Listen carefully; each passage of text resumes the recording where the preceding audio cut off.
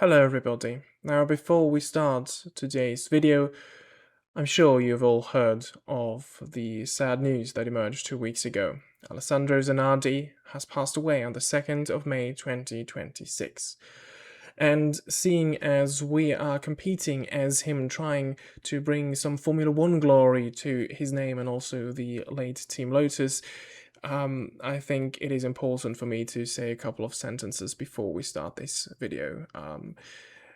Now, I have recorded them and commented on them before the news of the passing of Zanardi emerged, and I'm deeply saddened by this news. Alessandro was one of the greatest racing drivers, I think, of all time. Not only because of his amazing success that he had in the kart series in the United States, but also for his fighting spirit. And after his crash at the Lausitzring in 2001 at the kart race there, many thought that this was it for him, his career, and especially his career in motorsports. But he fought back. At one point, he only had 1 liter of blood remaining in his body, but still, he kept on fighting. He survived. And even though he lost both legs in this accident, he came back fighting stronger, still racing cars, and amazingly, he became a Paralympic athlete as well. And in 2012 and 2016, he even became a Paralympic gold medalist. And I think his story is one of the most inspiring ones, not only in motorsport, but in sport in general. He had another horrific accident a couple of years ago, but once again, he fought back. And now, 2 weeks ago, I think we have to come to the realization that we have lost a great one. Rest in peace, Alessandro. This whole series and these next 2 videos, they are dedicated to you. And yeah, we will forever remember you.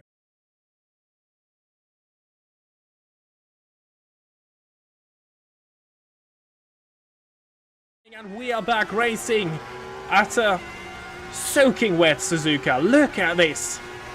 It's a blind flight into turn 1.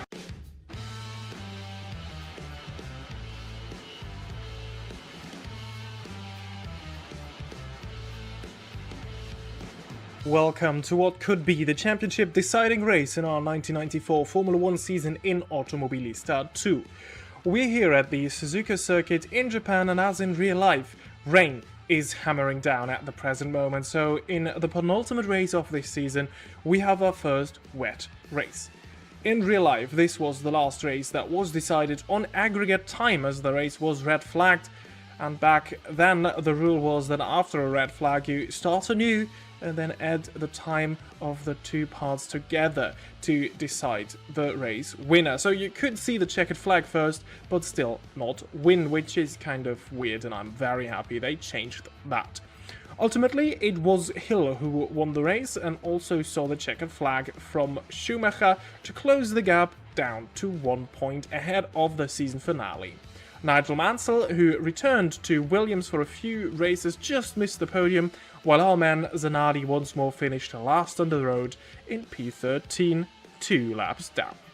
Now, let's look at the starting grid, where it's Schumacher from Hill from a sensational Frentzen, which gives the first 2 the chance to overtake Senna ahead of the final championship race.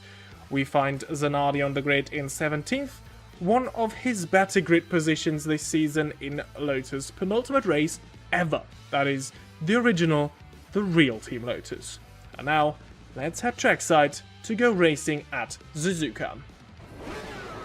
Well, here we are, and actually the sky doesn't even look that bad, but it's really bad on track as lights go green, and it's a very treacherous getaway for us. We drop multiple positions down to 20 seconds as we go into turn 1. We find the outside line has a bit more grip here.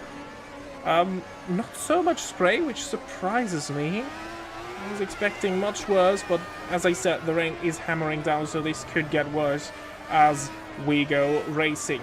Through the S's, we find some space there alongside the two Ligiers, and we are already up to P18 again. Bit of contact there with the left rear wheel of Christian Fittipaldi. And then we almost have to get to a full stop there, up the hill and towards the two Degners. Yeah, really slow on this opening lap. And into Degner too, we even get alongside Fittipaldi, maybe even past.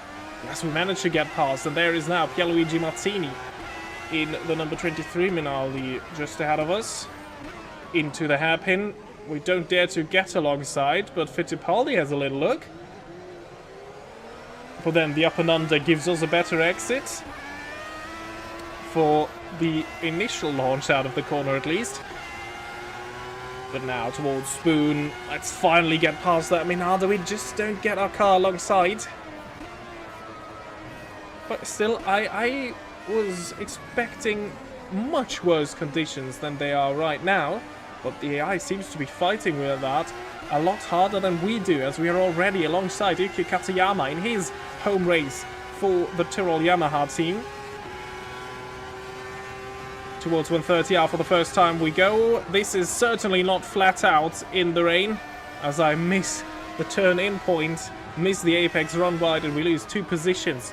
One to Minardi and one to Olivier Panis. Into the Casio triangle. Things once again. Constantina up. And then out of the corner, we finish the first lap in P18. So we lost a lot, we gained a lot, and now we are about where we stopped this race, to be honest. But through the S's we go a second time, as Eric Bernard has a little look.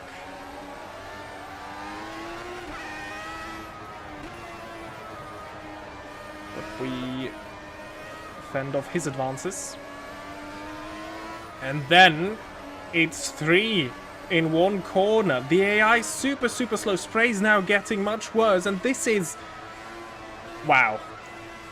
This is an issue with the AI in Automobilista 2 at this track.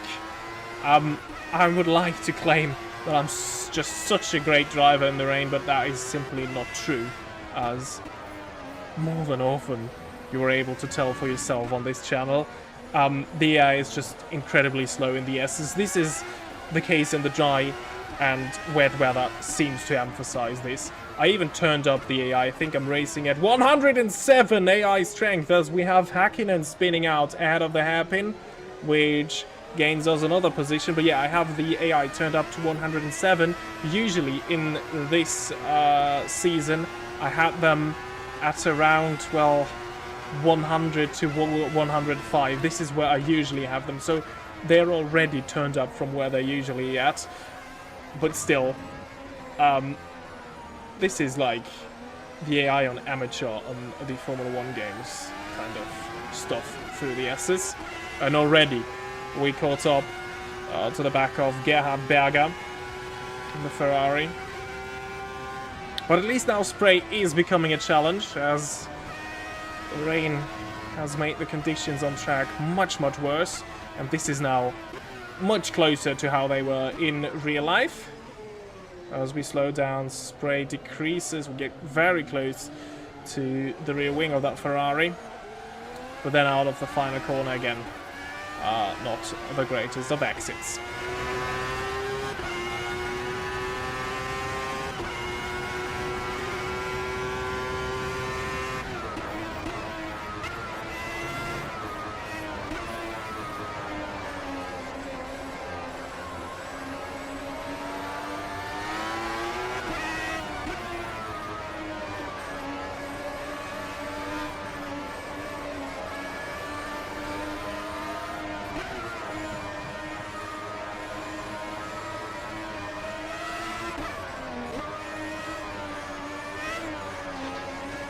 Well, now that they are 3 wide, they're just essentially blocking the road, going at, yeah, walking speeds, as it feels like, from inside the car. But past all three of them we are, and already into lap 3. We're up to P8, 9? Well, it depends on what Barrichello does, because at least into Degner 1 he was competitive, but then his exit out of Degner 2, not the greatest. So this finally is a proper fight that we have for some corners. But this will be quickly over once we reach the S's for the next time, if it even takes that long. The up and under out of the hairpin. And then he just slows down on the hill towards Spoon. And yeah, again, this is us up to P8.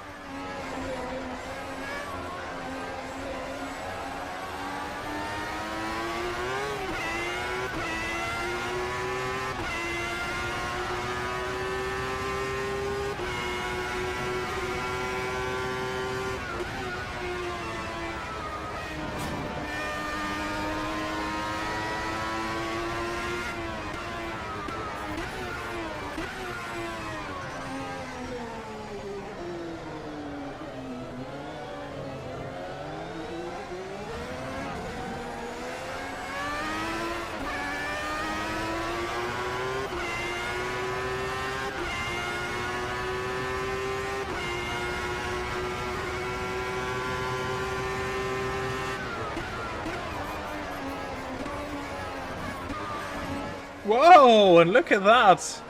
I would not have thought it possible, but Barrichello re-overtakes us into turn 1, but then from turn 2 onwards, they're just painfully slow. Look at this, look how quickly we gained here on Frentzen, who started 3rd, but is already down to P7 now. And then we already caught up to the next 2 cars, and look at it, it's almost like driving with the pit limiter on for the AI. I love the progress that we're making, but to be absolutely honest, the racing at this point is not the greatest, but yeah, I mean, what are we going to do about it now? Try and make use of the opportunity and score as many points as we can. Because ultimately, maybe there still is a chance for us to beat Ligier in the championship. They had a fantastic race in Italy, I think it was, where they finished 3rd and 4th and overtook and outscored us. We just overtook Eric Bernard with our point scoring result in Jerez, and are equal on points with Panis, but thanks to his P3 finish, well, he's ahead of us now. But now, as we get past, almost past, the McLaren of Mika Häkkinen, so I do apologize, the spin from McLaren we saw earlier was then Martin Brundle, and not Häkkinen. Confused these two. So yeah, that means that if we get past Häkkinen again, who re-overtook us, we would overtake both Verstappen and Panis in the championship by scoring yet another point. So I think this championship for us is not over. Well, the title is over, but we can still make up some ground. And again, we go into the S's. And from here on, they will just be incredibly slow.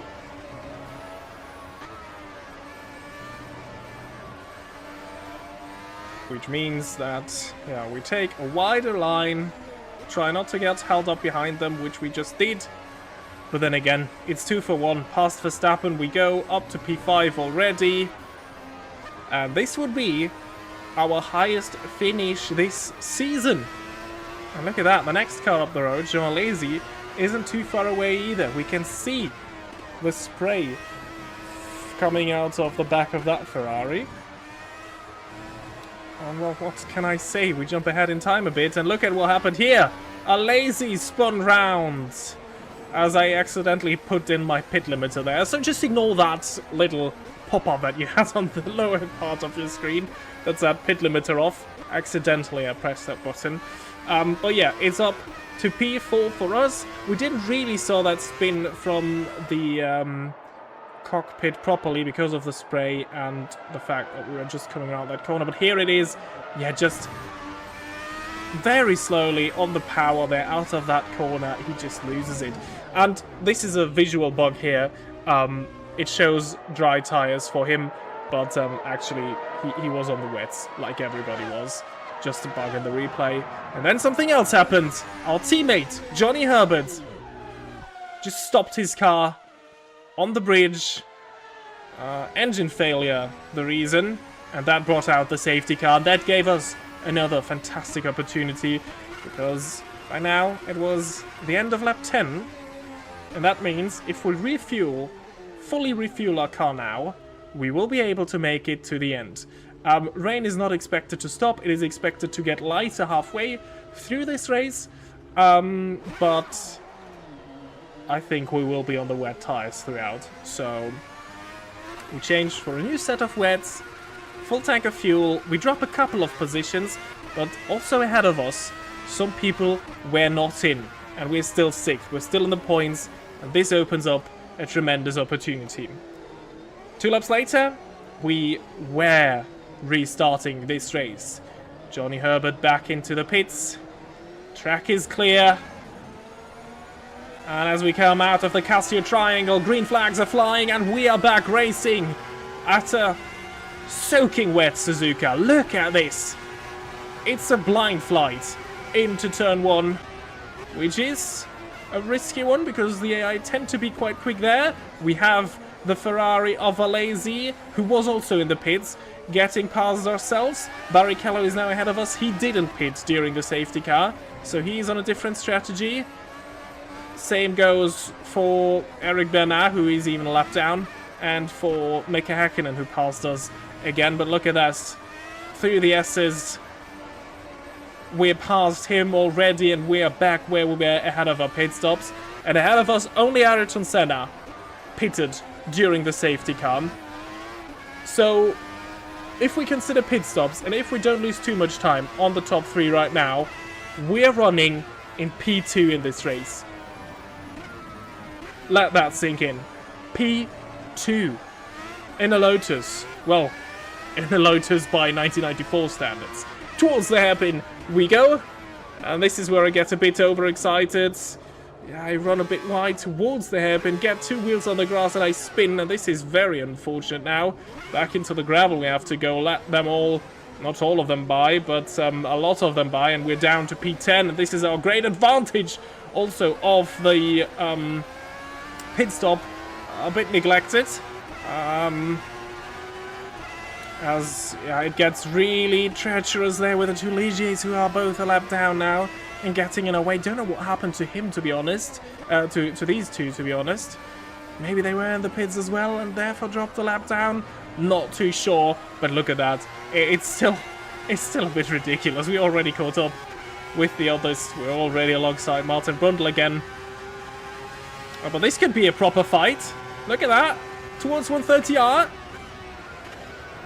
Oh, and we get that move done, and this is finally a move to be somewhat proud of, because this is a corner where the AI is still pretty strong.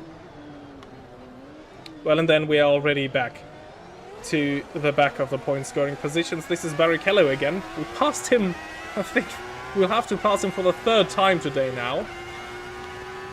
And rain is now decreasing.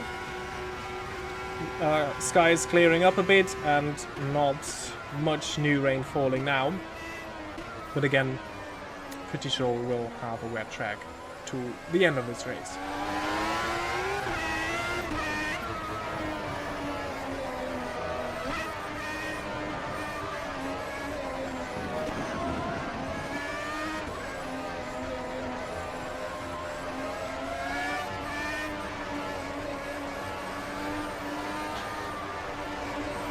And then look at this again. Past 3 cars in one corner. Back into P6. But it doesn't feel as enjoyable as it did the previous races, where we scored points. But I take it nonetheless, as we now have Mika Hakkinen fully spinning out into the darkness. You saw it on the edge of your screen, so yeah, he had a massive moment there. Caught by the gravel, luckily. And then we jump ahead in time a bit. The conditions now look much better if you look at the sky, but still on the track. Look at the spray. This definitely isn't changing, but what is changing is our position in the top left. We have two cars in the pits. These are Damon Hill and Michael Schumacher, who came in right now, and we were catching up to Jean Alesi, who is the Ferrari ahead. We're in the podium positions, and at the beginning of the season, I said I would like to score a podium for Zanardi and Lotus, a first for Zanardi, and possibly a very last for Lotus, the original Team Lotus. And now we are in that position. Schumacher isn't too far behind though, just 2 or 3 seconds, but I really catch up here to Alesi now. And there might be an opportunity. Ah, there just isn't. There just isn't. Come on. No, surely, maybe into the hairpin, or we just wait for the S's for the next time. Or we may even don't have to need that. Jesus, what sentence was that? We may not even have to wait that long. Well, again, into the hairpin. This has always been a troublesome point for me in the past. And no change in this race as I run into the back of Alesi. But he can continue without much damage. Same for me. So we get away with a scare there.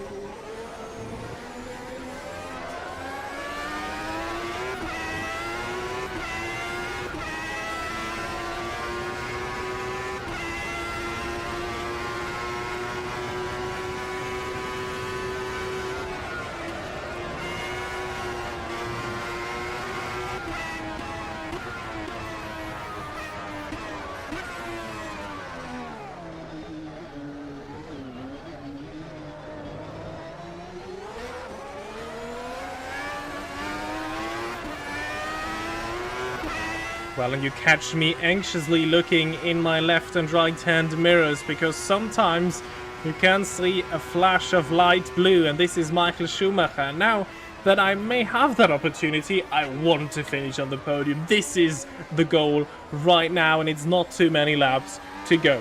7 to be exact, as we just started lap 20. And then the usual thing, but I think this time Alesi was especially slow through here. This is where he lost the car earlier, so maybe he's especially careful there. Me making up excuses for the AI, more like a CEO does when AI messes up something. And with that socio-critical joke, if that is even a word, you join me starting the final lap of this race. Sun slowly setting. Track still wet in most parts. A drizzle still falling down. But this is now just about making it across the finish line. And then we will even have that podium finish for Lotus and Zanardi in 1994.